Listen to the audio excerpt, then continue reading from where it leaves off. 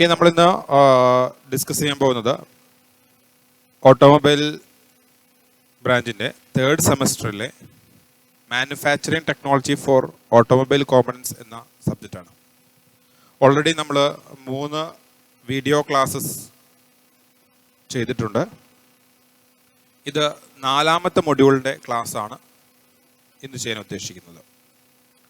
കാണാത്തവരുണ്ടെങ്കിൽ പഴയ 3 മൊഡ്യൂളിൻ്റെ model question paper ചെയ്ത വീഡിയോസുകൾ കാണുക. ഓക്കെ, ഫസ്റ്റ് ക്വസ്റ്റ്യൻ, ഇന്ന് ഡിസ്കസ് ചെയ്യാൻ പോകുന്ന ഫസ്റ്റ് ക്വസ്റ്റ്യൻ,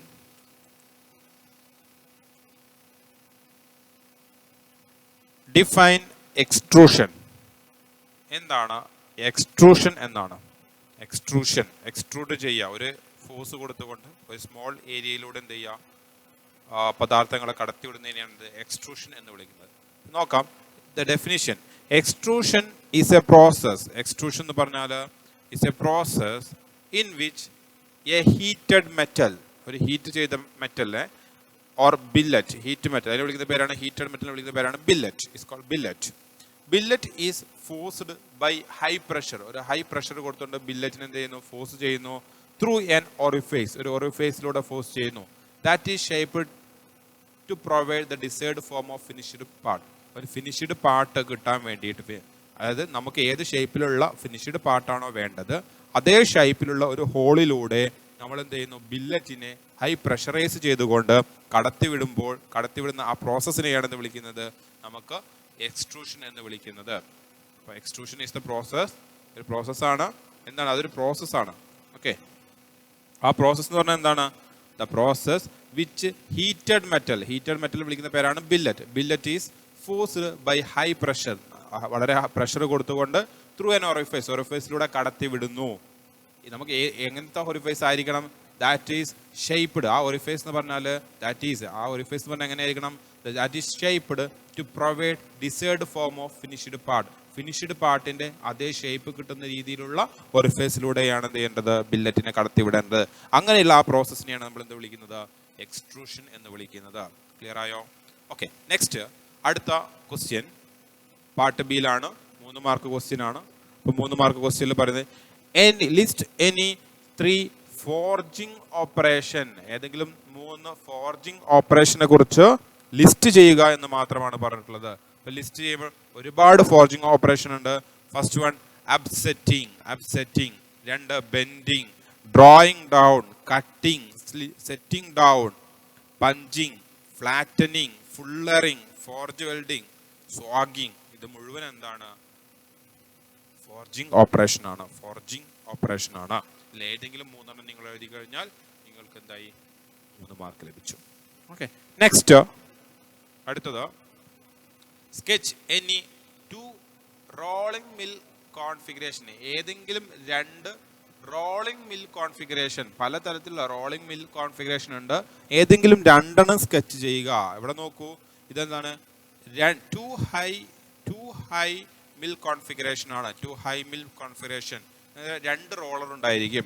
ആ റോളറിന്റെ ഇടയിൽ കൂടെ എന്ത് ചെയ്യുന്നു, നമ്മൾ ആ ബില്ലറ്റിനെ കടത്തിവിടുന്നു. ആ സമയത്ത് എന്ത് ചെയ്യും, നമുക്ക് ആവശ്യമായിട്ടുള്ള ഡയാമീറ്റർ കുറഞ്ഞ വയേഴ്സ് ഇവിടെ ലഭിക്കുകയാണ് ചെയ്യുന്നത്. സോ ഇതിനെയാണ് റോളിംഗ് മിൽ. ഇത് റോളിംഗ് മില്ലാണ്, ഇതൊരു റോളിംഗ് മില്ലാണ്. അങ്ങനെ ഈ റോളിംഗ് മില്ലിന്റെ ഇടയിൽ കൂടി 2 റോളിംഗ് മില്ലാന്നുണ്ടെങ്കിൽ അതിനെ വിളിക്കുന്നത് 2 ഹൈ റോളിംഗ് മിൽ കോൺഫിഗറേഷൻ. ഇനി 3 റോളിംഗ് മില്ലുണ്ട്. അവിടെ 2 സ്ഥലത്ത് കൂടി കടത്തിവിടുന്നുണ്ട് അല്ലേ. ഡയറക്ഷൻ ഓഫ് ഫീഡ് 2 സ്ഥലത്ത് റിവേഴ്സ് പാസ് നടത്തുന്നുണ്ട്. ഓക്കെ, ഇത് ഫസ്റ്റ് പാസ്. അതിനുശേഷം എന്ത് ചെയ്യും, ഒന്നും കൂടി ഡയാമീറ്റർ കുറക്കാൻ വേണ്ടി നമ്മൾ എന്ത് ചെയ്യും, അല്ലെങ്കിൽ ഫിനിഷിങ്ങിന് വേണ്ടിയിട്ട് എന്ത് ചെയ്യും, ഇതിനെടുത്തിട്ട് പിന്നെ എന്ത് ചെയ്യും, നമ്മൾ ഈ ഒരു ഇതിലൂടെ വിടും. ഓക്കെ, സെക്കൻഡ് ഫീഡ് കൊടുക്കും. അല്ലെങ്കിൽ ഡിഫറൻറ്റ് ഒരേ തരത്തിൽ തന്നെ എന്ത് ചെയ്യും, ഒരേ പ്രോസസ്സിനെ 2 സ്ഥലത്ത് നടത്തും. അങ്ങനെയൊക്കെ നമുക്ക് നടത്താൻ പറ്റും. ഇതാണ് 3 high rolling mill configuration. Okay, next 2 high reversible configuration. ഇവിടെ എന്ത് ചെയ്യും, ഒരൊറ്റ ഡയറക്ഷനിൽ മാത്രമായിരുന്നു എന്തെങ്കിലും ഫീഡ്. ഇവിടെ എന്തായും അങ്ങോട്ടും ഇങ്ങോട്ടും നമുക്ക് എന്ത് ചെയ്യാൻ പറ്റും, ഫീഡ് കൊടുക്കാൻ പറ്റും. അതുകൊണ്ടാണ് റിവേഴ്സിബിൾ എന്ന് പറയുന്നത്. 2 ഹൈ തന്നെയാണ്, റിവേഴ്സിബിൾ ആണ്. ഓക്കെ, ഇവിടെ എന്താണ്, 4 ഹൈ മിൽ, 4 മില്ലുകൾ ഉണ്ടാവും. ഇത് രണ്ടും എന്താണ്, ഇത് ബാക്കപ്പ് റോൾസുകളാണ്. ഇത് രണ്ടും എന്താണ്, ബാക്കപ്പ് റോൾസ് ആണ്. നമ്മൾ ഡയറക്ഷൻ ഓഫ് ഫീഡും ഇതിലേക്കാണ് റൊട്ടേഷൻ കിട്ടുന്ന ഇതാണ്. ബാക്കപ്പ് ചെയ്യാൻ വേണ്ടി മാത്രമുള്ളതാണ് ഇത് രണ്ടും. ഓക്കെ, ഇതിൻ്റെ മൂവ്മെൻറ്റ് കറക്റ്റ് ബാക്കപ്പ് ചെയ്യാൻ വേണ്ടിയിട്ടാണ്. 4 ഹൈ മീൽസ്. പിന്നെ 4 കൂടുതലാകുമ്പോൾ നമ്മൾ ഇതിനെ വിളിക്കുന്ന പേര് ക്ലസ്റ്റർ എന്നാണ് വിളിക്കുന്നത്. എന്താ വിളിക്കുക? ക്ലസ്റ്റർ എന്നാണ് വിളിക്കുന്നത്. സോ ക്ലസ്റ്റർ ഏതെങ്കിലും 2 റോളിംഗ് മിൽ കോൺഫിഗറേഷന് വരച്ചു വെച്ച് കഴിഞ്ഞാൽ നിങ്ങൾക്ക് അവിടെ എന്ത് കിട്ടി? 3 മാർക്ക് കിട്ടി. ക്ലിയർ ആയല്ലോ? Next, explain short peening. Short peening എന്ന് പറഞ്ഞാൽ നമുക്ക് ആദ്യം ഒരു വീഡിയോയിൽ നിന്ന് എന്ത് ചെയ്യാം? നമുക്ക് തുടങ്ങാം. ഒരു വീഡിയോ പ്ലേ ചെയ്യാം. ഓക്കെ, കാണുന്നുണ്ടോ? എല്ലാവരും കാണുന്നോ? ശ്രദ്ധിക്കും കേട്ടോ. വീഡിയോ പ്ലേ ചെയ്യാം.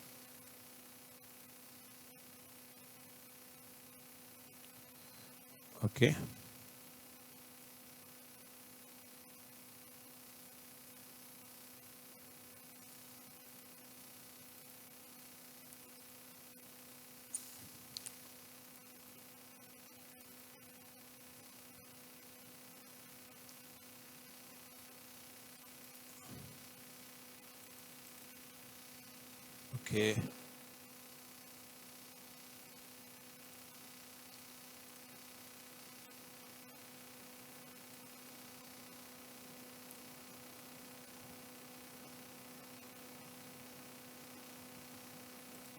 ഓക്കെ, വീഡിയോ തൽക്കാലം പ്ലേ ആവുന്നില്ല. നമുക്ക് എന്ത് ചെയ്യാം?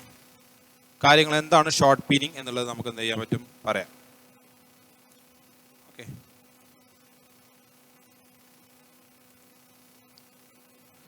നെക്സ്റ്റ്, എക്സ്പ്ലെയിൻ ഷോർട്ട് പീനിങ് എന്നാണ്. ഷോർട്ട് പീനിങ് എന്ന് പറഞ്ഞാൽ ഒന്നുമില്ല, ചെറിയ ബോൾസുകൾ വന്നിട്ട് നമ്മുടെ സർഫസിൽ, ഏത് സർഫസിലാണ് നമുക്ക് ഷോർട്ട് പീനിങ് ചെയ്യേണ്ടത്, ആ ഒരു സർഫസിലേക്ക് ചെറിയ ബോൾസുകൾ വന്നിട്ട് നമ്മൾ എന്ത് ചെയ്യുന്നു? ഇങ്ങനെ വന്ന് ഹിറ്റ് ചെയ്യും. ഇങ്ങനെ ബോൾസ് വന്നിട്ട് ഇത് വന്നിട്ട് എന്ത് ചെയ്യും? ഇതിൻ്റെ മുകളിൽ ഹിറ്റ് ചെയ്യും. അങ്ങനെ എന്ത് ചെയ്യും? നമുക്ക് പ്ലാസ്റ്റിക് ഡിഫോർമേഷൻ ഇവിടെ നടക്കുക ചെയ്യുന്നത്. സോ എന്നിട്ട് ഈ ബോൾ തിരിച്ചു പോവുകയും ചെയ്യും. അങ്ങനെ ഒരുപാട് ചെറിയ പാർട്ടിക്കിൾസ് വന്ന് എന്ത് ചെയ്യും? ഇതിൻ്റെ മുകളിൽ ഹിറ്റ് ചെയ്യുന്നു. നമുക്ക് വേണ്ട ഡിസൈഡ് പ്രോപ്പർട്ടീസ് ലഭിക്കും, മെക്കാനിക്കൽ പ്രോപ്പർട്ടീസ് ലഭിക്കാൻ വേണ്ടിയിട്ടാണ് അത് ചെയ്യുന്നത്. സോ ഈ ഒരു പ്രോസസ്സിനെയാണ് നമ്മൾ എന്തായിരിക്കുന്നത്? ഷോർട്ട് പീനിങ് എന്ന് വിളിക്കുന്നത്. അപ്പോൾ എന്താണെന്ന് നോക്കാം. It is the process of increasing the hardness. എന്തിനു വേണ്ടിയിട്ടാണ്? ഹാർഡ്നെസ് ആൻഡ് ഫാറ്റിക് സ്ട്രെങ്ത് ഇൻക്രീസ് ചെയ്യാൻ വേണ്ടിയിട്ട് സർഫസിലാന്ന് പറഞ്ഞു ഞാൻ ഓൾറെഡി അല്ലേ. ഈ സർഫസിൻ്റെ ഹാർഡ്നെസ് അതുപോലെ തന്നെ ഫാറ്റിക് സ്ട്രെങ്ത്തും ഇൻക്രീസ് ചെയ്യാൻ വേണ്ടിയിട്ടാണ് ഈ ഷോർട്ട് പീനിങ് നമ്മൾ നടത്താറുള്ളത്.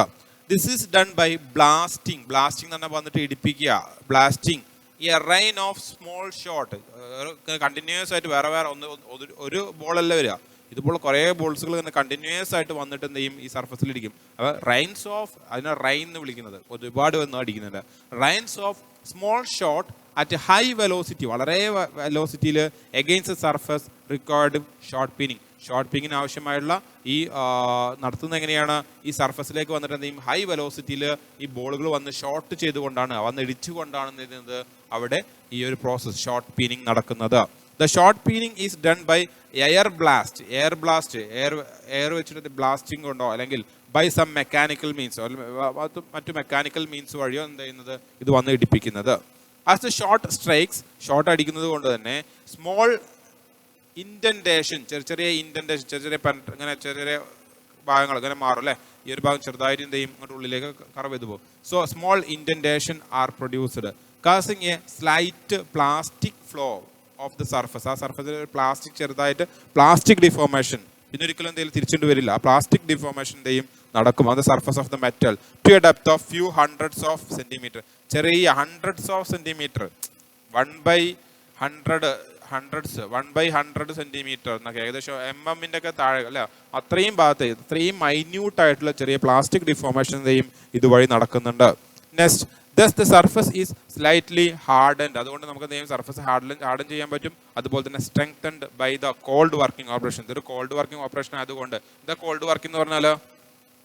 കോൾഡ് വർക്കിംഗ് എന്ന് പറഞ്ഞാൽ ഒന്നുമില്ല. കോൾഡ് വർക്കിംഗ് എന്ന് പറഞ്ഞാൽ അതിൻ്റെ റീക്രിസ്റ്റലൈസേഷൻ, RCT, റീക്രിസ്റ്റലൈസേഷൻ ടെമ്പറേച്ചർ, അതിനേക്കാൾ താഴെയുള്ള ടെമ്പറേച്ചറിൽ വർക്ക് ചെയ്യുന്നതിനെയാണ് വിളിക്കുന്നത് കോൾഡ് വർക്കിംഗ് എന്ന് വിളിക്കുന്നത്. ഹോട്ട് വർക്കിംഗ് എന്ന് പറഞ്ഞാൽ ഇതിനേക്കാൾ മുകളിലുള്ള ടെമ്പറേച്ചർ വർക്ക് ചെയ്യുമ്പോഴാണ് നമ്മൾ ഹോട്ട് വർക്കിംഗ് എന്ന് വിളിക്കുന്നത്. അപ്പോൾ റീക്രിസ്റ്റലൈസേഷൻ ടെമ്പറേച്ചറിനേക്കാൾ താഴെയുള്ള ടെമ്പറേച്ചർ വർക്ക് ചെയ്തുകൊണ്ട് നമുക്ക് എന്ത് ചെയ്യാൻ പറ്റും? അതിൻ്റെ ഹാർഡ്നെസ്സും സ്ട്രെങ്ത്തും എന്ത് ചെയ്യാൻ പറ്റും? ഇൻക്രീസ് ചെയ്യാൻ പറ്റും. അങ്ങനത്തെ അതിനൊരു എക്സാമ്പിളാണ് എന്ത്? ഷോർട്ട് പീനിങ് എന്ന് പറയുന്നത്. ക്ലിയർ ആയല്ലോ?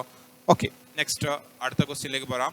What you mean by additive manufacturing? Additive manufacturing is described. എന്താണ് അഡിറ്റീവ് മാനുഫാക്ചറിങ്? AM എന്ന് പറയാറുണ്ട്. Additive manufacturing is described as the technology that build object. അത് ഒബ്ജക്റ്റുകൾ ഉണ്ടാക്കുന്ന ഒരു ടെക്നോളജിയാണ്. എങ്ങനെയാണ് അത് ഉണ്ടാക്കുന്നത്? ബൈ ആഡിങ് ചെയ്തുകൊണ്ടാണ്. എങ്ങനെ ആഡ് ചെയ്യുന്നത്? Layer upon layer. ഒരു ലെയർ ആദ്യം നിർമ്മിക്കും, അതിനുശേഷം അതിൻ്റെ മുകളിൽ അടുത്ത ലെയർ നിർമ്മിക്കും, അങ്ങനെ അതിൻ്റെ ശേഷം അടുത്ത ലെയർ നിർമ്മിക്കും, അങ്ങനെ ഓരോ ലെയർ ആയിട്ടാണ് എന്ത് ചെയ്യുന്നത്?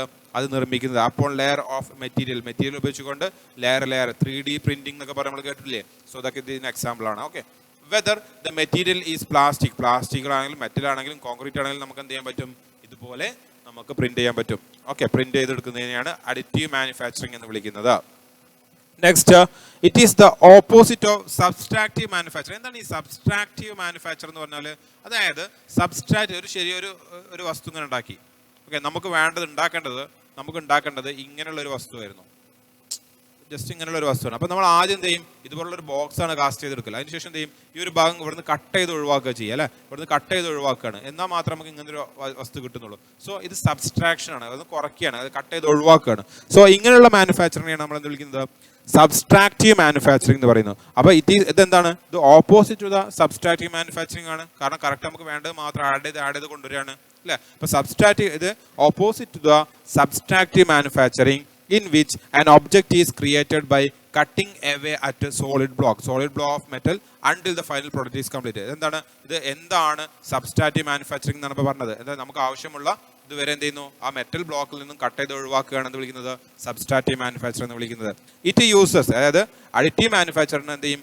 It uses CAD generated model directly to fabricate 3-dimensional object. നമ്മൾ CAD വെച്ചിട്ടാണ് എന്ത് ചെയ്യുന്നത്? അതിന്റെ 3 ഡയമെൻഷന് വരച്ചുണ്ടാക്കുന്നത്. Adding layer upon layer of material and fusing. അതിനുശേഷം നമ്മൾ എന്ത് ചെയ്യും? അതിന് ഫ്യൂസ് ചെയ്തുകൊണ്ട് നമുക്ക് എന്ത് ചെയ്യാം? നമ്മുടെ റിക്വയർഡ് പ്രൊഡക്റ്റ് നമുക്ക് നിർമ്മിച്ചെടുക്കാൻ പറ്റും. നെക്സ്റ്റ് പാർട്ട് C ക്വസ്റ്റ്യൻ ആണ്. പാർട്ട് C ക്വസ്റ്റ്യനിൽ first question, illustrate tube drawing process with a neat sketch. Tube drawing എന്ന് പറഞ്ഞാൽ എന്താണ്? നമ്മൾ എങ്ങനെയാണ് ട്യൂബുകൾ എങ്ങനെയാണ്? ട്യൂബ് എന്ന് പറയുമ്പോൾ എന്തായിരിക്കണം? ഒരു ക്രോസ് സർക്കിൾ ഉണ്ടായിരിക്കണം, അതിന് നടുവിൽ എന്തായിരിക്കണം? ഹോളായിരിക്കണം. അതിനല്ല നമ്മൾ ട്യൂബ് എന്ന് വിളിക്കുന്നത്. ഇങ്ങനെയുള്ള ഒരു സാധനത്തിനല്ല ട്യൂബ് എന്ന് വിളിക്കുന്നത് അല്ലേ? അപ്പോൾ ഇതിന് ട്യൂബ് ഡ്രോയിങ് എന്ന് പറഞ്ഞാൽ എങ്ങനെയാണ് ട്യൂബ് ഡ്രോയിങ് ആകുമ്പോൾ ഇത് മെറ്റീരിയൽ ആയിരിക്കണം അല്ലേ? ഇത് കാണാൻ മെറ്റീരിയൽ ആയിരിക്കണം. നടുവിൽ എന്തായിരിക്കണം? ഹോളോ പാർട്ട് ഉണ്ടായിരിക്കണം. ഈ ഹോളോ പാർട്ട് വരുന്നതെങ്കിൽ നടുവിൽ എന്തുണ്ടായിരിക്കും? ഒരു പ്ലഗ് നമ്മൾ പ്രൊവൈഡ് ചെയ്യണം. ഈ പ്ലഗിന്റെ അപ്പുറത്ത് കൂടി എന്ത് ചെയ്യുള്ളൂ? മെറ്റീരിയൽ പോവുള്ളൂ. സോ നടുഭാഗം എപ്പോഴും നമുക്ക് എന്ത് ചെയ്യും? ഒരു ഹോളോ പാർട്ട് കിട്ടാൻ വേണ്ടിയിട്ട് നമ്മൾ എന്ത് ചെയ്യണം? ഒരു പ്ലഗ് അതിൻ്റെ ഉള്ളിൽ ഇൻസേർട്ട് ചെയ്യണം. ഡ്രോയിങ് ഓപ്പറേഷൻ തന്നെയാണ്.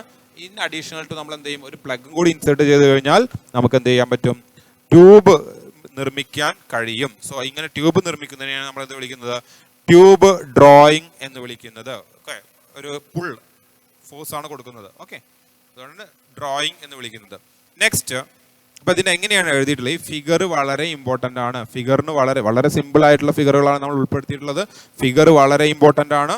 So first this method produces tubes having smaller diameter or thinner wall. Thinner വാളുകളുള്ള അല്ലെങ്കിൽ സ്മോളർ ഡയാമീറ്റർ ഉള്ള ട്യൂബ്സുകൾ നിർമ്മിക്കാൻ വേണ്ടിയിട്ട് നമുക്ക് ഈ പ്രോസസ്സ് ഉപയോഗിക്കാം.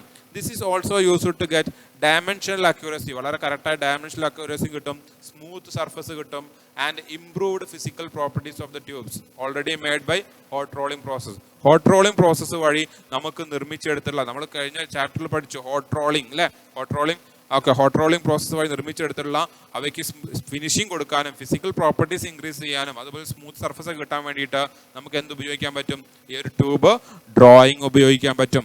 Okay, one end of the tube is permitted to, ഒരു എൻഡ് എന്ന് പറയുന്നത് പെർമിറ്റഡ് ടു എൻ്റർ ദ ഡൈയിലേക്ക് എൻട്രി, ഈ ഭാഗം എൻട്രി ചെയ്യുന്നു. ഇവിടെയാണ് എന്ത് ചെയ്യുന്നത്? എൻട്രി ചെയ്യുന്നത്. That is one end of the tube is permitted to enter the die and the mandrel that has the outside diameter of, ഈ മാൻട്രൽ എന്ന് പറയുന്നത് ഔട്ട്സൈഡ്, ഇതാണ് മാൻട്രൽ. ഈ മാൻട്രൽ എന്ന് പറയുന്നത് ഔട്ട്സൈഡ് ഡയാമീറ്റർ ആയിരിക്കും അല്ലേ? Mandrel outside diameter of the smaller than the inside diameter. അതായത് എന്തായിരിക്കും? മാൻട്രൽ എന്ന് പറയുന്നത് എന്തായിരിക്കും? Has outside diameter smaller than the inside diameter. ഈ മാൻട്രലിന്റെ ഡയാമീറ്റർ എന്ന് പറയുന്നത്, മാൻട്രലിന്റെ ഡയാമീറ്റർ എന്ന് എങ്ങനെയായിരിക്കും? ഇൻസൈഡ് ഡയാമീറ്ററിനെക്കാളും കുറച്ച് കുറവായിരിക്കും എന്ന് പറയുന്നത് മാൻട്രലിന്റെ ഡയാമീറ്റർ എന്ന് പറയുന്നത്. ക്ലിയർ ആണല്ലോ? ഓക്കെ, അതിലൂടെ നമ്മൾ എന്ത് ചെയ്യുന്നു? ഈ വർക്ക് പീസിനെ നമ്മൾ പാസ് ചെയ്യിക്കുന്നു. Next, in drawing the inside and outside diameter of the tube plastically conform the diameter of the mandrel and die respectively. ഇതിന്റെ ഔട്ട്സൈഡ് ഡയാമീറ്റർ എന്ന് പറഞ്ഞാൽ എന്തിന്റെ ഡയാമീറ്റർ ആയിരിക്കും? നമ്മുടെ ഡൈയിന്റെ ഡയാമീറ്റർ ആയിരിക്കും. ഇൻസൈഡ് ഡയാമീറ്റർ എന്ന് പറഞ്ഞാൽ എന്തായിരിക്കും? ഈ മാൻഡലിന്റെ ഡയാമീറ്റർ ആയിരിക്കും. ഓക്കെ, ഈ ട്യൂബിന്റെ ഔട്ട്സൈഡ് ഡയാമീറ്റർ എന്ന് പറഞ്ഞാൽ എന്തായിരിക്കും? ഡൈയിന്റെ ഡയാമീറ്റർ അല്ലേ? ഡൈയിന്റെ ഡയാമീറ്റർ ആയിരിക്കും എന്തെന്ന് പറയുന്നത്? ഔട്ട്സൈഡ് ഡയാമീറ്റർ എന്ന് വിളിക്കുന്നത്. ഓക്കെ, ഔട്ട്സൈഡ് ഡയാമീറ്റർ എന്ന് പറഞ്ഞാൽ ഡൈയിന്റെ ഡയാമീറ്റർ ആയിരിക്കും. കാരണം ഇതാണ് ഡയാമീറ്റർ, ഡൈയിന്റെ ഡയാമീറ്റർ. ഇൻസൈഡ് ഡയാമീറ്റർ എന്ന് പറഞ്ഞാൽ എന്താണ്? ഇൻസൈഡ് ഡയാമീറ്റർ എന്ന് പറഞ്ഞാൽ അത് മാൻഡലിന്റെ ഡയാമീറ്റർ ആയിരിക്കും. ക്ലിയർ ആയല്ലോ? Okay, hot rolled tube first be treated by pickling and washing to remove all the scales. Pickling വേണ്ടിയിട്ടും അതിനുശേഷം നമ്മൾ അതിനെ ഒന്ന് വാഷ് ചെയ്യും. എന്തിനു വേണ്ടിയിട്ടാണ്? ടു റിമൂവ് സ്കെയിൽസിനെ റിമൂവ് ചെയ്യാനാണ്. Then covered with suitable lubricant വെച്ചിട്ട് നമ്മൾ എന്തെങ്കിലും കവർ ചെയ്യുകയും ചെയ്യുന്നത്. ഇതാണ് എന്ത് പറയുന്നത്? ട്യൂബ് ഡ്രോയിങ് പ്രോസസ് എന്ന് വിളിക്കുന്നത്. ഓക്കെ ആണല്ലോ? ഫിഗർ വളരെ ഇമ്പോർട്ടൻ്റ് ആണ്. ഇത്രയും കാര്യങ്ങൾ അതിന് വർക്കിംഗ് കൂടി എഴുതി വെച്ച് കഴിഞ്ഞാൽ നമുക്ക് 7 മാർക്കായി. Next, illustrate forging of crank shaft. Crank ഷാഫ്റ്റിന്റെ ഫോർജിങ് നമുക്കറിയാം. ഇതിനെ ബില്ലറ്റ് എന്ന് വിളിക്കും. ഈ ബില്ലറ്റ് എന്ത് ചെയ്യുന്നു? നമ്മൾ 2 ഡൈയിന്റെ ഇടയിൽ വെച്ചിട്ട് എന്ത് ചെയ്യുന്നു? ഫോഴ്സ് കൊടുക്കുന്നു. അപ്പൊ നമ്മുടെ ഈ ഒരു ഡൈയുടെ ഷേപ്പ് എന്താണോ ആ ഷേപ്പിലേക്ക് എന്ത് ചെയ്യും? ഈ ബില്ലറ്റ് ഫോം ചെയ്യുകയാണ് ചെയ്യുന്നത്. അപ്പൊ പുറത്തോട്ട് നിൽക്കുന്ന ഈ ഒരു ഭാഗത്തിന് നമ്മൾ വിളിക്കുന്ന പേരാണ്, ഇത്രയും ഭാഗം നമുക്ക് വേണ്ടാത്തതാണ് അല്ലേ? ഇവിടുന്ന് വേണ്ട, അതുപോലെ തന്നെ എന്ത് ചെയ്യേണ്ട? ഇവിടുന്ന് നമുക്ക് എന്ത് ചെയ്യേണ്ട ആവശ്യമില്ല. സോ ഈ പുറമേ ഉള്ള സാധനത്തിനെ വിളിക്കുന്ന പേരാണ് ഫ്ലാഷ്. It's called flash. പുറമേക്ക് വന്ന സാധനത്തിനെ വിളിക്കുന്ന പേരാണ് ഫ്ലാഷ്. ഓക്കെ, ഇതിനെ ബില്ലറ്റ് എന്ത് ചെയ്യും? Die, upper die and lower die ഉപയോഗിച്ചുകൊണ്ട് നമ്മൾ എന്ത് ചെയ്യുന്നു? ഫോഴ്സ് കൊടുത്ത് റിക്കോർഡ് ഷേപ്പിലേക്ക് മാറ്റിയെടുക്കുന്നു. ഇതിനെയാണ് എന്ത് വിളിക്കുന്നത്? ഫോർജിങ് ഓഫ് ക്രാങ്ക് ഷാഫ്റ്റ് എന്ന് വിളിക്കുന്നത്. ഈ 3 ഫിഗറും 1, 2, 3 എന്ന് എഴുതിയിട്ട് നമ്മൾ വരച്ചു വെക്കേണ്ടതാണ്. ഓക്കെ, ഇനി 2 വരച്ചില്ലെങ്കിലും 3 എന്തായാലും 1ഉം 3ഉം നിർബന്ധമായിട്ടും എന്ത് ചെയ്യണം? നിങ്ങൾ വരച്ചിരിക്കണം. Okay, impression die forging is used for manufacturing crank shaft. Impression die, impression already ഇതേ ഷേപ്പുള്ള ഇംപ്രഷൻ ഉള്ള ഡൈ വെച്ചിട്ട് കൊണ്ട് ഫോർജ് ചെയ്തുകൊണ്ടാണ് നമ്മൾ എന്ത് നിർമ്മിക്കുന്നത്? മാനുഫാക്ചറിങ് ഓഫ് ക്രാങ്ക് ഷാഫ്റ്റിനെ മാനുഫാക്ചറിങ് വേണ്ടി ഉപയോഗിക്കുന്നത്. It can be carried out either using drop hammer അല്ലെങ്കിൽ ഫോർജിങ് പ്രസ്സുകൾ ഉപയോഗിച്ചുകൊണ്ടാണ് ഇത് ചെയ്യുന്നത്. During this forging process a precut billet, already cut ചെയ്തെടുത്തൊരു ബില്ലറ്റ്, ചെറിയ കഷ്ണം അല്ലെ, billet that has been heated to predetermined temperature. അതെന്ത് ചെയ്യുന്നു? ഒരു പ്രീ ഡിറ്റർമിൻഡ് ടെമ്പറേച്ചറിൽ ഹീറ്റ് ചെയ്ത് വെച്ചിട്ടുണ്ടാവും അല്ലെ, പ്ലാസ്റ്റിക് സ്വഭാവം കിട്ടാൻ വേണ്ടിയിട്ട്. Is placed between 2 sets of custom dies or tooling. ഈ ടൂൾസിന്റെ ഇടയിൽ അല്ലെങ്കിൽ നമ്മുടെ ഡൈസിന്റെ ഇടയിൽ എന്ത് ചെയ്യുന്നു? ഈ ബില്ലറ്റ്സിനെ കൊണ്ടുപോയിട്ട് വെക്കണം. ദെൻ എന്ത് ചെയ്യണം? ആസ് പ്രീവിയസ്ലി മെൻഷൻഡ്, നമ്മൾ പറഞ്ഞ പോലെ each dies contain pre cut profile. Already pre cut ചെയ്ത് ഏത് പ്രൊഫൈലിലേക്കാണോ വേണ്ടത് നമ്മൾ ഓൾറെഡി എന്ത് ചെയ്യുന്നുണ്ടാവും? ആ ക്യാവിറ്റി അവിടെ കട്ട് ചെയ്തിട്ടുണ്ടാവും അല്ലേ? അതിന് that resembles the final product will look like. ഏത് രീതിയിലാണോ നമ്മൾ ഫൈനൽ പ്രൊഡക്റ്റ് ആവശ്യപ്പെടുന്നത്, കാണാൻ ആഗ്രഹിക്കുന്നത്, അതേ രീതിയിൽ എന്ത് ചെയ്യണം? ഓൾറെഡി നമ്മൾ കട്ട് ചെയ്ത് വെച്ചിട്ടുള്ള ക്യാവിറ്റിയിലേക്ക് എന്ത് ചെയ്യുന്നു? ആ ബില്ലറ്റിനെ കൊണ്ടുവെക്കുന്നു. The billet then undergoes controlled deformation as compressed between the 2 dies. ഈ 2 dies കംപ്രസ് ചെയ്യുന്ന സമയത്ത് രണ്ടും കൂടി എന്ത് ചെയ്യും? അങ്ങോട്ടും ഇങ്ങോട്ടും കംപ്രസ് ചെയ്യുമല്ലോ. ഈ കംപ്രസ് ചെയ്യുന്ന സമയത്ത് അതെന്ത് ചെയ്യും? ഈ ഒരു ക്യാവിറ്റിയുടെ ഫോമിലേക്ക് മാറുകയാണ് ചെയ്യുന്നത്. Depending on the forging being made, forge ചെയ്യുന്നതിനനുസരിച്ച് there may be more than one set of dies involved in the process. രണ്ടിൽ കൂടുതലോ 2 ഡൈയോ, ഇതിപ്പോൾ 2 ഡൈ ഉപയോഗിച്ചിട്ടുണ്ട് അല്ലേ, ഇപ്പോൾ 2ൽ കൂടുതലോ 3 ഡൈ ഒക്കെ വേണ്ടി വരും നമുക്ക് എന്ത് ചെയ്യാൻ? അതിൻ്റെ പ്രോസസ്സിനനുസരിച്ച്. Okay, next, while billet is being compressed, billet compress ചെയ്യുന്ന സമയത്ത് എക്സസ് മെറ്റൽ, ആ പുറത്തോട്ട് പോയ മെറ്റൽ നമ്മൾ എന്ത് പറഞ്ഞു? ഫ്ലാഷ്, പുറത്തേക്ക് ഒഴുകിയ മെറ്റൽ ഉണ്ടല്ലോ, അതിനെ വിളിക്കുന്ന പേരാണ് ഫ്ലാഷ്, വിൽ ഫ്ലോ, പുറത്തേക്ക് ഒഴുകും. And causes pressure buildup within the ഡൈൻ്റെ ഉള്ളിൽ പ്രഷർ ബിൽഡ് ചെയ്യാൻ അതെന്ത് ചെയ്യും? സഹായിക്കും. Since the flash cools, flash തണുക്കുന്ന സമയത്ത് നമ്മൾ എന്ത് ചെയ്യും? Down more quickly than metal inside the ഡൈൻ്റെ ഉള്ളിലേക്കാൾ പെട്ടെന്ന് എന്ത് ചെയ്യും? ഫ്ലാഷ് പെട്ടെന്ന് നടക്കും. കാരണം അത് കുറച്ചും കൂടി അറ്റ്മോസ്ഫിയറിലേക്ക് എന്തെങ്കിലും ടച്ച് ചെയ്തെടുക്കുന്നുണ്ട്, വളരെ ലൈറ്റ് ചെറിയ ലെയർ ആയിട്ടാണ് കിടക്കുന്നത്. അതുകൊണ്ട് തന്നെ പെട്ടെന്ന് എന്ത് ചെയ്യും? അത് തണുക്കും. സോ അത് ചെയ്യും ഉള്ളിൽ എന്ത് ചെയ്യും? വീണ്ടും എന്ത് ചെയ്യും? ആ ഉള്ളിലെ ഫ്ലൂയിഡ് ഭാഗത്തിന് എന്ത് ചെയ്യും? കുറച്ചും കൂടി പ്രഷറൈസ് കിട്ടാൻ വേണ്ടിയിട്ട് ഈ ഒരു ഫ്ലാഷ് നമ്മളെ സഹായിക്കുന്നുണ്ട്. So it blocks more hot metal from escaping and turning into more flash. എന്ത് ചെയ്യും? അതായത് അങ്ങനെ പുറത്തേക്ക് വന്ന ഫ്ലാഷ് പെട്ടെന്ന് ഘനീഭവിക്കുന്നത് കൊണ്ട് അല്ലെങ്കിൽ അത് സോളിഡ് ആവുന്നത് കൊണ്ട് അതിന് പുറത്തേക്ക് പിന്നെയും ലിക്വിഡ് അല്ലെങ്കിൽ നമ്മുടെ മെറ്റൽ ലിക്വിഡ് പുറത്തേക്ക് പോവാതിരിക്കാൻ സഹായിക്കുകയും അതുമൂലം അത് പെട്ടെന്ന് ഉള്ളിലുള്ള ഭാഗം സെറ്റ് ആവാനും എന്ത് ചെയ്യുന്നുണ്ട്? സഹായിക്കുന്നുണ്ട്. This also ensure the remaining hot metal fill up the die and create more uniform product. അതുകൊണ്ട് തന്നെ ഉള്ളിലുള്ള ആ മെറ്റല് അതിനുള്ളിൽ തന്നെ കിടന്നുകൊണ്ട് യൂണിഫോം ആയിട്ടുള്ള ഒരു പ്രൊഡക്റ്റ് കിട്ടാൻ വേണ്ടി നമുക്ക് ഈ ഫ്ലാഷ് സഹായിക്കുന്നുണ്ട്. Once this forging process complete, forging complete ചെയ്ത് കഴിഞ്ഞാൽ ദ ഫ്ലാഷ് ഈസ് റിമൂവ്ഡ്, ആ ഫ്ലാഷ് നമ്മൾ കട്ട് ചെയ്ത് ഒഴിവാക്കും. Final product is left as to cool. അതിനുശേഷം നമ്മൾ എന്ത് ചെയ്യും, ഫൈനൽ പ്രൊഡക്റ്റ് നമ്മൾ എന്ത് ചെയ്യുന്നു, കൂൾ ചെയ്യാൻ വേണ്ടിയിട്ട് വെക്കുന്നു. Once the forging has cooled, forging cooled ചെയ്ത് കഴിഞ്ഞാൽ ഇറ്റ് ഈസ് ക്ലീൻഡ് ഓഫ്. അതിനുശേഷം അത് ക്ലീൻ ചെയ്തിട്ട് ആൻഡ് നമ്മൾ ആവശ്യമായ റെക്കോർഡ് സൈസ് ഉണ്ടോ എന്നുള്ളതൊക്കെ നമ്മൾ ഇൻസ്പെക്ട് ചെയ്യുന്നു. ഇതാണ് ആ പ്രോസസ്സ് എന്ന് പറയുന്നത്. ഓക്കെ, അപ്പോൾ അതാണ് നമ്മുടെ പ്രോസസ്സ്. ഓക്കെ, ഇതോടെ നമ്മുടെ മൊഡ്യൂൾ 3 അവസാനിച്ചിട്ടുണ്ട്. ഇനി എല്ലാവരും നല്ല രീതിയിൽ പഠിക്കുക. ഓക്കെ, നല്ല രീതിയിൽ പഠിക്കുക. അതിനുശേഷം എന്ത് ചെയ്യാം, നോട്ടുകൾ എഴുതിയെടുക്കുക. അതിനുശേഷം നല്ല രീതിയിൽ പഠിക്കുക. നല്ല ഒരു മാർക്ക് കിട്ടട്ടെ എന്നും ഞാൻ ആശംസിക്കുന്നു. Thank you.